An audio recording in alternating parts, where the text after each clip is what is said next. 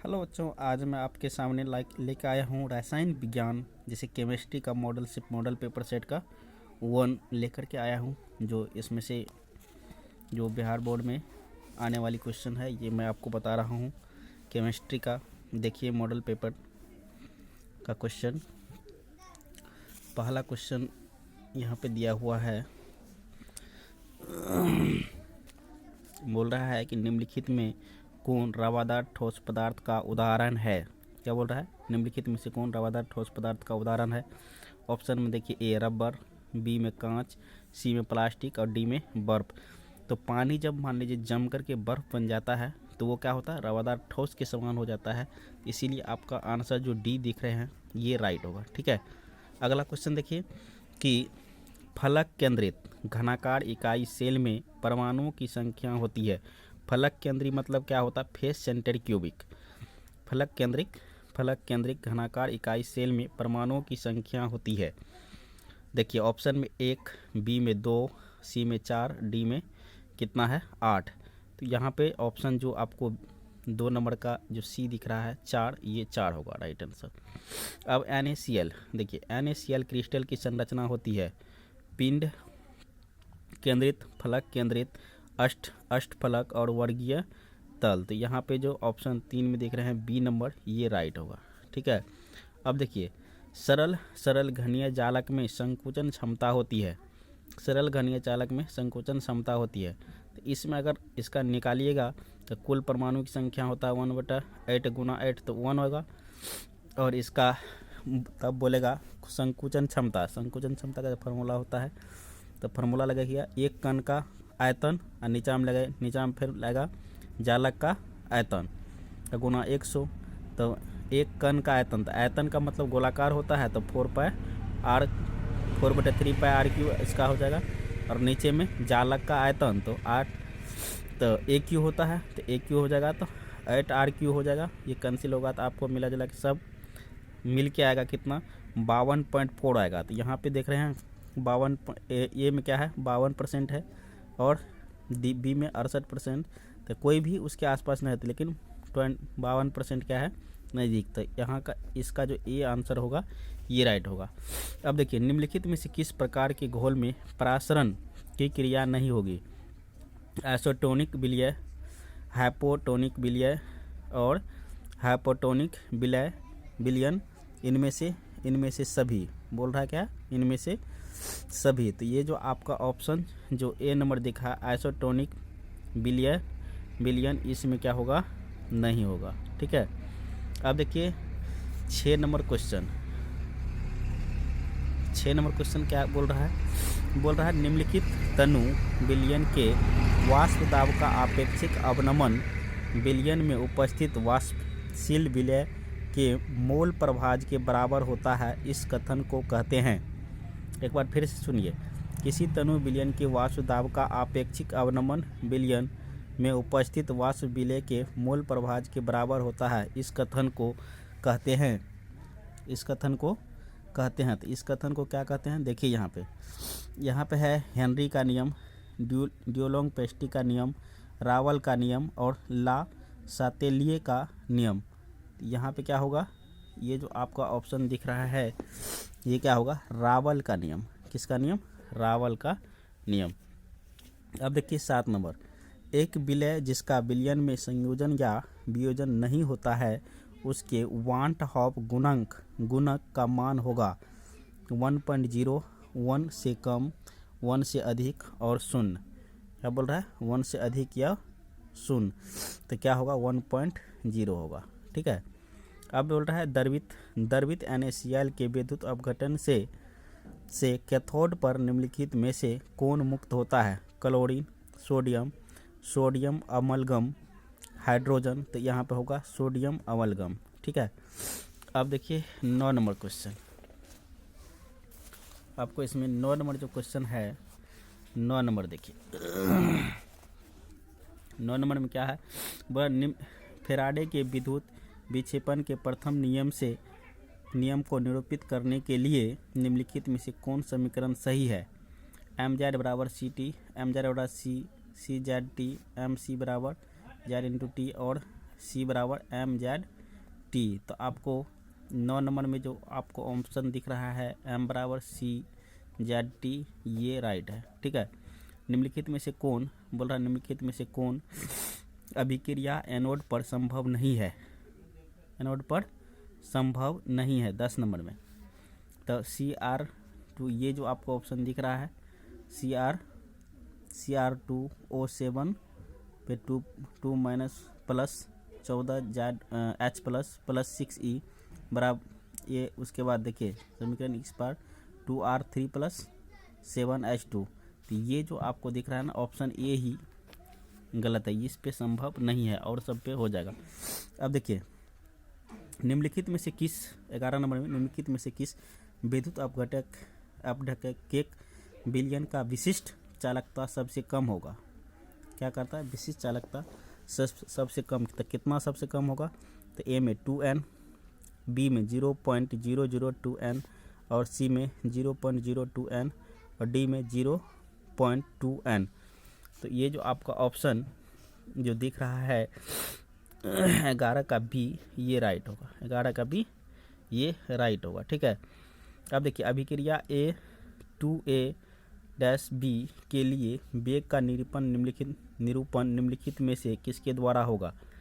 तो 1/2 dA/dt minus dB/dt minus 1/2 dA/dt 1/2 dB/dt। तो option जो आपका 12 का ए दिख रहा है ये राइट होगा। ठीक है। 12 का ए जो दिख रहा है ये क्या होगा, राइट होगा। इस तरह से आप 13 नंबर देखिए। बोरा निम्नलिखित के वेग स्थान निम्नलिखित में से किस पर निर्भर करता है। निम्नलिखित अभिक्रिया के वेग स्थिरांक निम्नलिखित में से किस पर निर्भर करता है। ताप, मात्रा, भार, समय। यहाँ पर हो जाएगा ताप, किस पे, ताप पे। उसके बाद देखिए निम्नलिखित में से कौन प्रथम कोटि की अभिक्रिया नहीं है।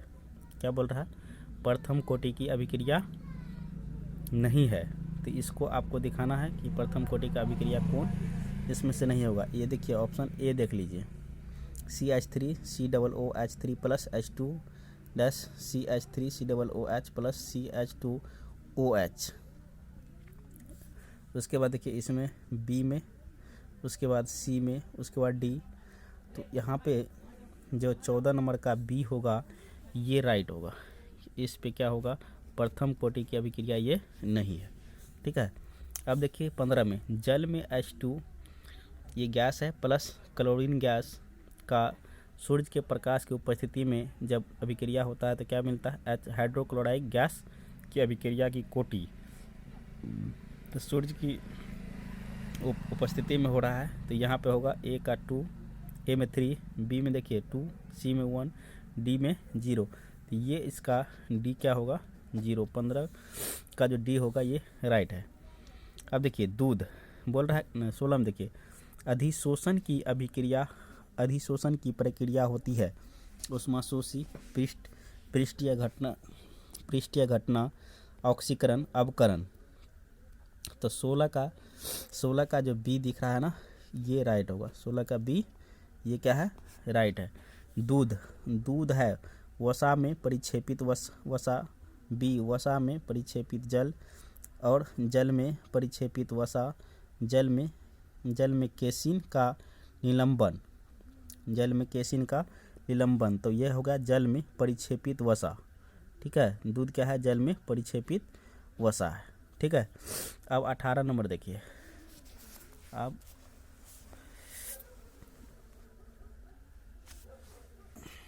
18 नंबर में क्या बोल रहा है कि निम्नलिखित में कौन विद्युत अपघटक के फेरिक हाइड्रोक्साइड सोल के स्कंद में सबसे कम प्रभावी है, सबसे कम प्रभावी है। तो यहाँ पे है K3 × FeCN6 का कोष्ट CN6। उसके बाद देखिए K2 CrO4 KBr और K2SO4। तो बोल रहा है क्या कि किस रासायनिक अभिक्रिया में निम्नलिखित में से कौन विद्युत अपघटक फेरिक हाइड्रोक्साइड सोल के स्कंदन में सबसे कम प्रभावी है। तो सबसे कम जो प्रभावी होगा तो 18 नंबर में सी जो आपको दिख रहा है KBr ये राइट है। क्या है, ये राइट है। अब देखिए निम्नलिखित, अब 19 नंबर देखिए, किसी रासायनिक अभिक्रिया में उत्प्रेरक प्रतिफल की मात्रा को बदल देता है, सक्रियण ऊर्जा को घटा देता है, अग्रिम अभिक्रिया का, यहाँ पे थोड़ा ऑप्शन क्लियर नहीं दिख रहा है, इसीलिए अग्रिम अभिक्रिया डेल्टा एच को बढ़ा देता है। तो यहाँ पे जो आपका होगा, जो 19 नंबर है, 19 का जो आपका बी दिख रहा है, ये क्या होगा, राइट होगा कि सक्रियण ऊर्जा को घटा देता है। अब देखिए 20 नंबर, निम्नलिखित में से किस, बोल रहा है कि निम्नलिखित में से किस धातु का साइनाइड विधि द्वारा प्राप्त किया जा सकता है। किस धातु को साइनाइड विधि द्वारा, क्रोमियम को, कंपीर को, सिल्वर को, एल्युमिनियम को, कॉपर, यहाँ पे कॉपर है, ठीक है। 20 का सी आपको दिख रहा है, किसको प्राप्त कर सकते हैं, तो सिल्वर को। अब देखिए लास्ट क्वेश्चन इसमें, इस पेज में, कि निम्नलिखित में से किस के द्वारा अभिधमन भट्ठी में लौह ऑक्साइड का अवकरण होता है। चूना पत्थर, सिलिका, कार्बन मोनोऑक्साइड, कार्बन। तो यहाँ पे 21 का सी होगा कार्बन मोनोऑक्साइड, ठीक है, क्या होगा, कार्बन मोनोऑक्साइड। अब देखिए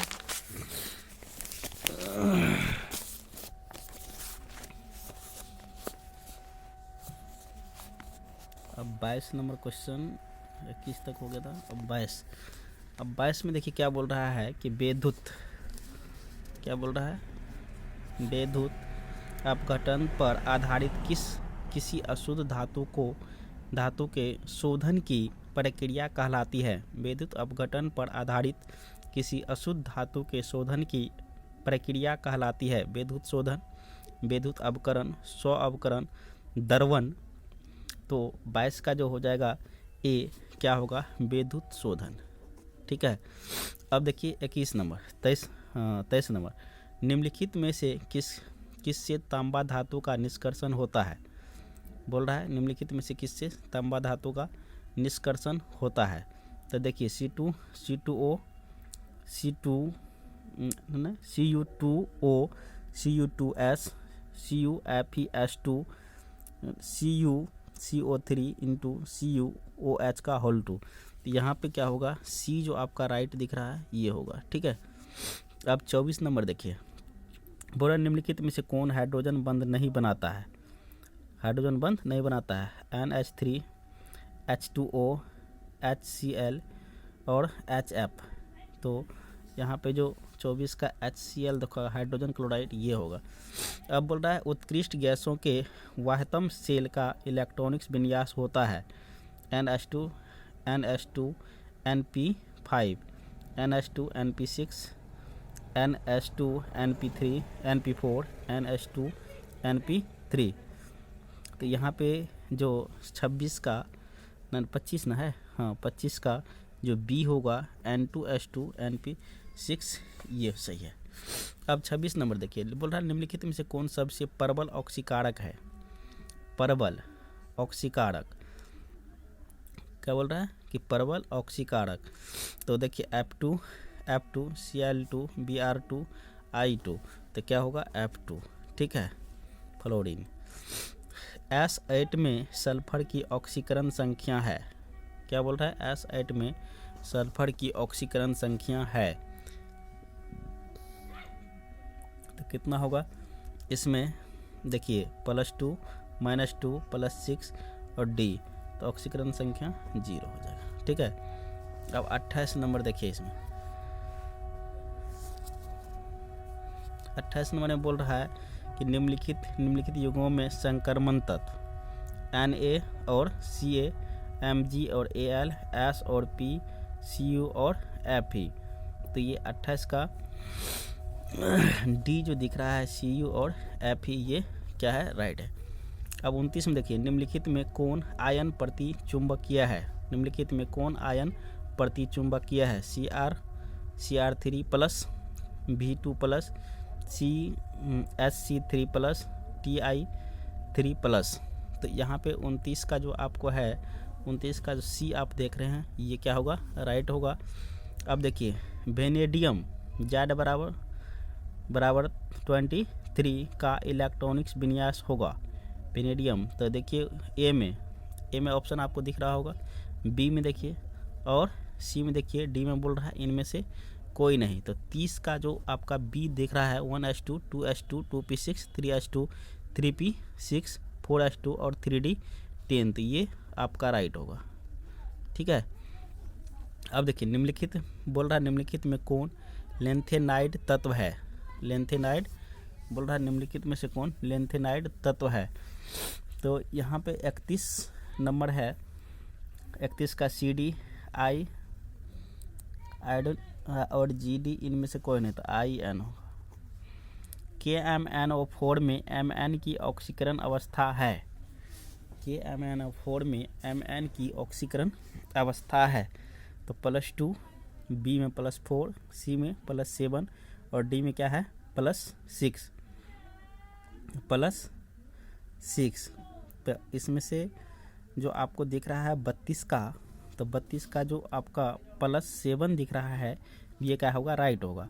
अब देखिए 32, अब 33 देखिए, NiCO4 का होल 2 में प्रसंस्करण होता है, तो बोल रहा है sp sp2 sp3 और क्या बोल रहा है sp4, तो 33 का क्या होगा, इसका C हो जाएगा sp3।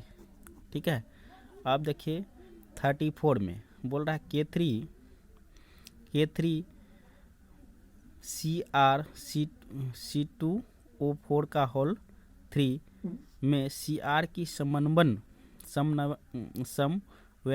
संख्या होगी A3 B4 C8 और D में कितना है 6, तो आपका 34 का जो हो जाएगा ये D6 होगा। ठीक है, अब 35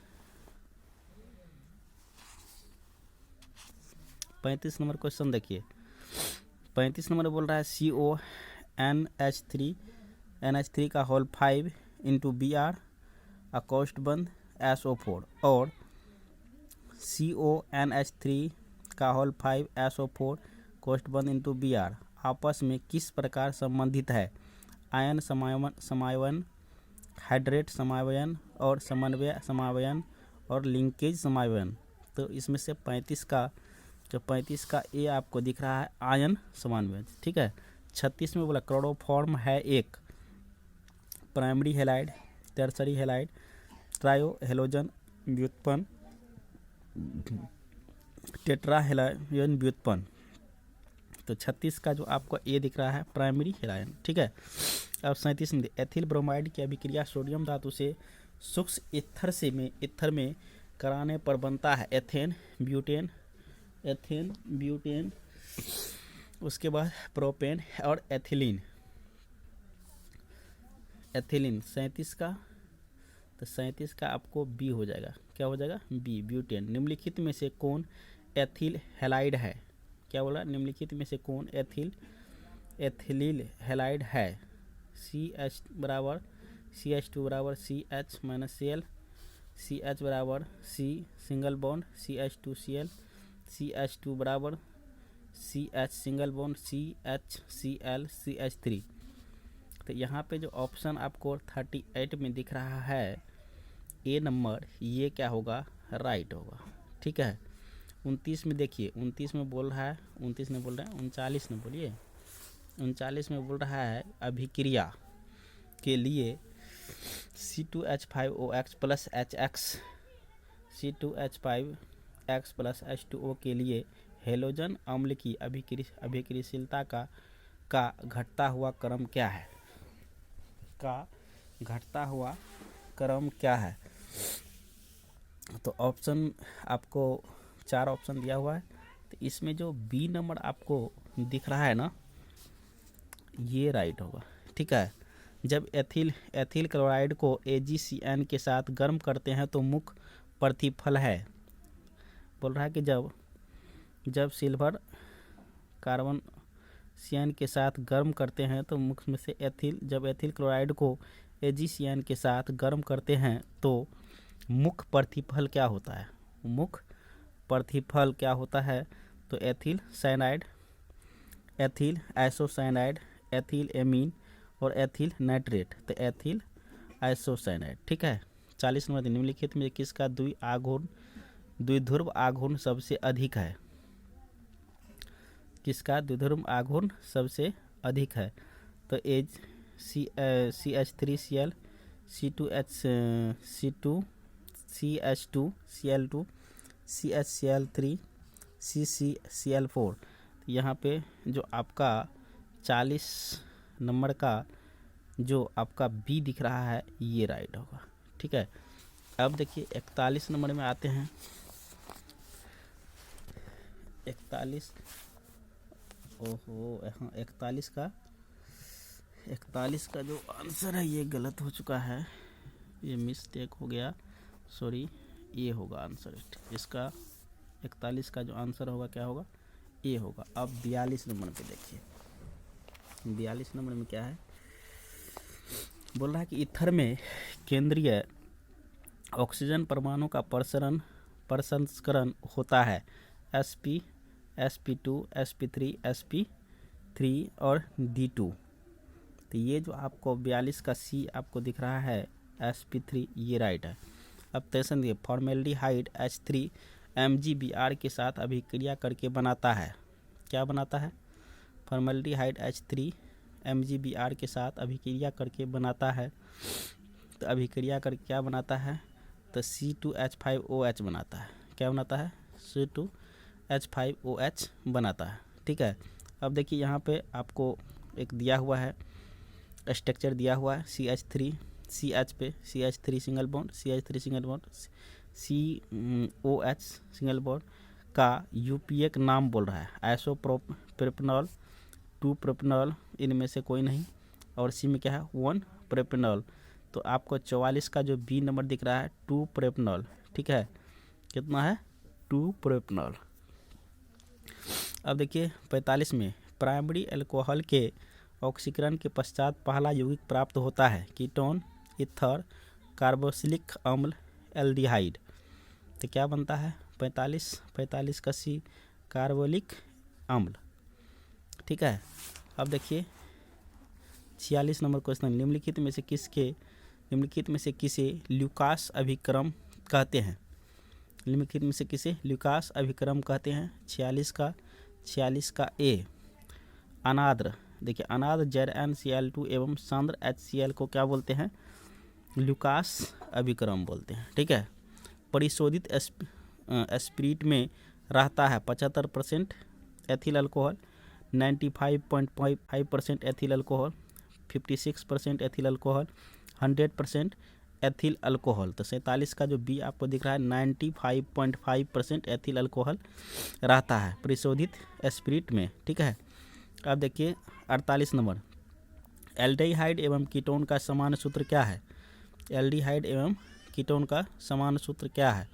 तो 48 नंबर ये क्वेश्चन है। 48 में CnH2n + 2O CnH2nO, ये आपका बी जो दिख रहा है ना ये राइट होगा, ठीक है। निम्नलिखित में से किसके साथ केनिजारो अभिक्रिया होती है? अब समय न गंवाते हुए डायरेक्ट आंसर का टिक करते हुए आगे निकलना है, ठीक है। निम्नलिखित में से किसके साथ केनिजारो अभिक्रिया होता है? ठीक है, केनिजारो अभिक्रिया तो ये हो जाएगा HCHO। अब देखिए CH3CHO का IUPAC की नाम क्या है? एसिटिल्डाइड, एथेनॉल और एथेनॉल्डिहाइड और एथेनोहाइड, एलिंडहाइड। यहाँ पे जो 50 का आपको दिख रहा है 50 का ए एसिलिंडहाइड, ठीक है, आपका ये सही है। अब देखिए कार्बोक्सिलिक अम्लों का क्रियाशील मूलक होता है, कार्बोक्सिलिक अम्लों का क्रियाशील मूलक होता है 51 का डी COOH, क्या होगा? COOH। 52 में देखिए निम्नलिखित में से किसके साथ मोनो कार्बोक्सिलिक अम्ल क्रियाशील समानव्यता प्रदर्शित करता है? Ether, alcohol, aldehyde, ether, aldehyde और क्या है? ईथर है। तो यहाँ पे किसके साथ करेगा, ईथर के साथ करेगा। ठीक है, अब देखिए 53 नंबर, निम्नलिखित कह रहा है निम्नलिखित में कौन प्राइमरी एमीन के को निरूपित करता है, कौन प्राइमरी एमीन को निरूपित करता है। तो प्राइमरी देखिए यहाँ पे जुड़ा हुआ एक से अधिक, यहाँ पे लेकिन एक ही जुड़ा हुआ, तो ये होगा प्राइमरी एमीन। देखिए मेथिल एमीन को क्लोरोफॉर्म और एल्कोहाइलिया के OH के साथ गर्म करने पर बनता है, गर्म करने पर क्या बनता है, CH3NC। ठीक है, यही बनता है। अब ट्राई मेथिल एमीन है एक, क्या है, primary amine, secondary amine, tertiary amine, इनमें से सभी। तो 55 का C, 55 का टर्सरी एमीन। ठीक है, अब 56 में देखिए निम्नलिखित में किसका एल्किलीकरण संभव है, प्राइमरी एमीन का, सेकेंडरी एमीन का और टर्सरी एमीन का, इनमें से सभी का। तो 56 का जो आपका C होगा टर्सरी एमीन का। ठीक है, अब देखिए 57 नंबर, अब 57 देखिए आणविक सूत्र C4H11N के द्वारा कितने प्राइमरी एमीन संभव है, क्या बोल रहा है, कितने प्राइमरी एमीन संभव है, 1 2 3 4, कितना है संभव, 4। अब देखिए एसीटोनाइट्राइल है, methane nitrile, ethane nitrile, propane nitrile, butane nitrile. यहाँ पे 58 का जो बी दिख रहा है ना, एथेन नाइट्राइल, ये राइट है। ठीक है, अब देखिए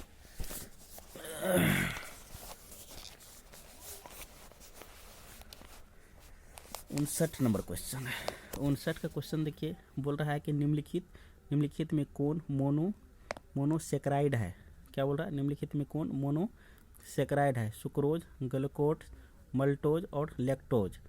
तो यहाँ पे 59 का जो होगा आपको बी, ग्लूकोज, ये राइट होगा। ठीक है, न्यूक्लिक अम्लों में निम्नलिखित में कौन सा क्रम होता है, क्या बोल रहा है, न्यूक्लिक अम्लों में निम्नलिखित में से कौन सा क्रम होता है।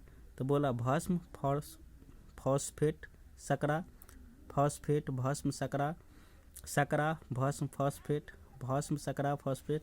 तो यहाँ पे जो आपको बी दिख रहा है फॉस्फेट, भस्म, सकरा होगा। विटामिन सी की कमी से होता है बेरी, रतौंधी, रिकेट्स, स्कर्वी। क्या बोल रहा है, एक बार फिर सुनिए, विटामिन सी की कमी से क्या सब होता है, कौन सा रोग होता है, बेरी, रतौंधी, सिकरेट और स्कर्वी होता है विटामिन सी की कमी से। निम्नलिखित में से कौन आवश्यक अल्फा एमिनो अम्ल है, लाइसिन, ग्लाइसिन, सेरीन, प्रोलीन। तो इनमें से जो आपको 62 का दिख रहा है, 62 का ए, क्या होगा, 62 का ए, हाँ 62 का ए, लाइसिन। अब देखिए 63 नंबर में, आधे घंटे में निम्नलिखित में से किसके द्वारा स्टार्च को मल्टोज में बदला जाता है, जैमेस के द्वारा, उसके बाद इन्वेस्ट के द्वारा, माइल्टेस के द्वारा और डायस्टेस के द्वारा, डायस्टेस हो जाएगा। ठीक है, अब 64 नंबर देखिए, निम्नलिखित में से कौन प्राकृतिक रबर है, एसोप्रीन, नाइट्रोसेलुलोज, पॉलीइथिलीन और बेकेलाइट। तो बोल रहा है प्राकृतिक ना, निम्नलिखित में से कौन प्राकृतिक रबर है, 64 का ए हो जाएगा एसोप्रीन, क्या होगा, एसोप्रीन। कैप्रोलैक्टस निम्नलिखित में से किसका मोनोमर है, कैप्रोलैक्टम निम्नलिखित में से किसका मोनोमर है, नायलॉन 6 का, नायलॉन 6 का, लाइनन 2 और नायलॉन 6 का, टेरिलीन का। तो यहाँ पे 65 का जो हो जाएगा ए, नायलॉन 6 का। ठीक है, अब देखिए